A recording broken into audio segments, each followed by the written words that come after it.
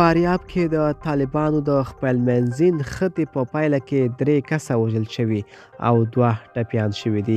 سلام پوره جزئیات په سولا ټي وي کې راسره وګورئ. فاریاب کې ځایي طالب چارواکو منلې د دغه ولایت پلچراغ ولسوالۍ کې د طالب ځواکونو د 2 سرډلو مشرانو انس او بلال ترمنځ انخته شوې چې په پایله کې انس او د بلال 2 ساتونکي وژل شوي دي. فاریاب کې د طالبانو د سرپرست حکومت د اطلاعاتو او کلتور رئیس شمس الدین محمدي نن دوشنبه د مرغومي پر شلمه اشتصوب ورځپاڼې ته وویل د دې 2 سرډلو کسانو ترمنځ د پلچراغ ولسوالۍ په خواجه عرب کلي کې انخته شوې ده.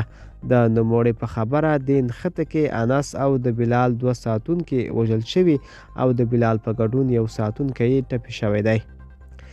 ځایي طالب چارواکو د دې نښتې د انګیزې په تړاو څه نه دي ویلي.